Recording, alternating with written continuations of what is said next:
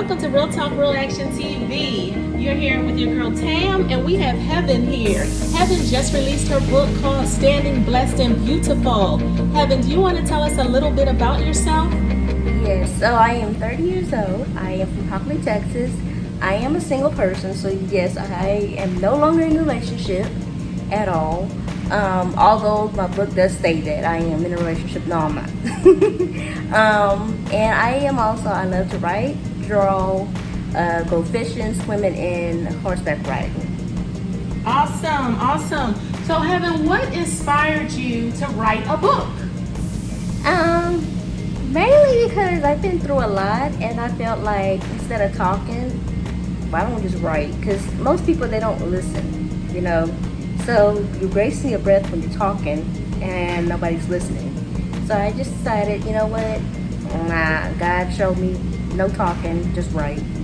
That makes sense. That's awesome. So, like, what type of challenges have you been through? You want to share with us? I've been through where I've been told I wasn't gonna be able to live, I wasn't gonna be able to walk, I wasn't gonna be able to do anything. And all of this, them doctors didn't know what they were talking about, because I proved them, at least by when I was 8 years old, I proved them wrong. So yeah, you thought that this disability was gonna stop me, didn't stop me.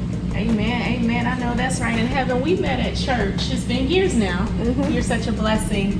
But your disability is called spina bifida. And I think it's important for us to educate people on exactly what that is due to the formation of the spine at the time of birth, in which the spine doesn't cover all the nerves. So you had to go through some surgeries, right? Yes, in order I did.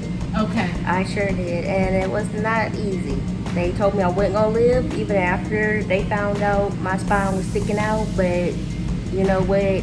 Yeah, God was like, nope, not the time yet.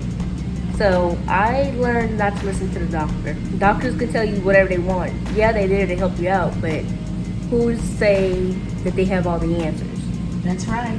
And I read your book. I love your book because it's an inspiration. You have done things that some people want to do, but they haven't done, like swimming and horseback riding. You want to talk a little bit about that too? Yeah, so there's a lot of times where doctors will tell you with a disability that you have limitations of what you can't do and can't do.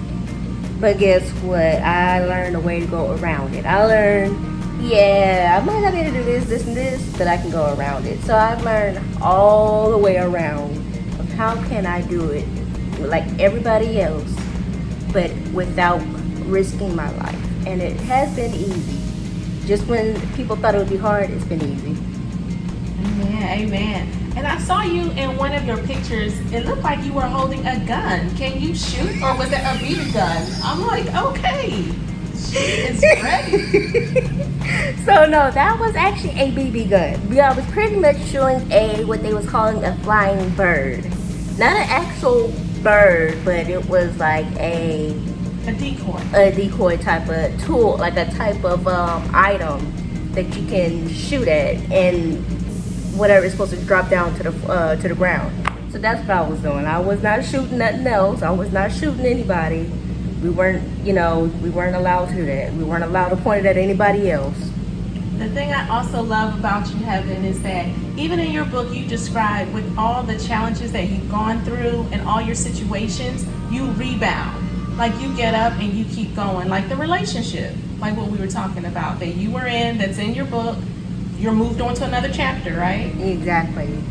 I have moved on because I realized, why give up? Why am I letting my disability stop me from dating? Why is that?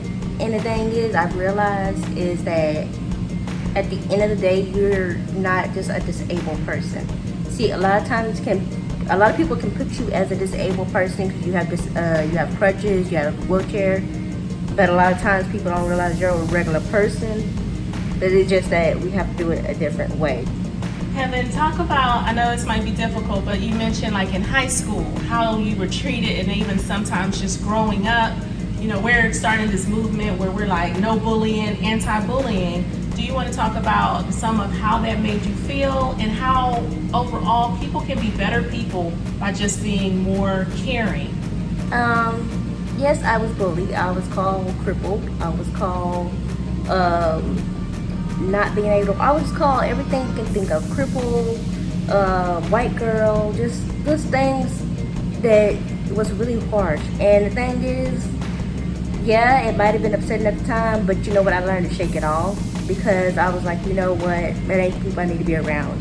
And it's funny how I went through all of that until this day.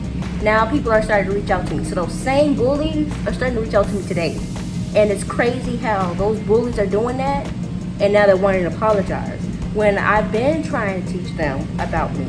So my thing is stop the bullying, because you may never know what a person is going through. You know, you may never know what a person is going through, and yet you're bullying them.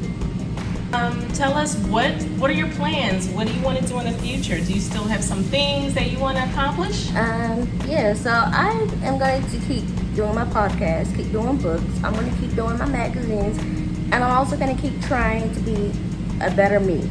We're so happy to have you, and congratulations on your accomplishments. Thank you.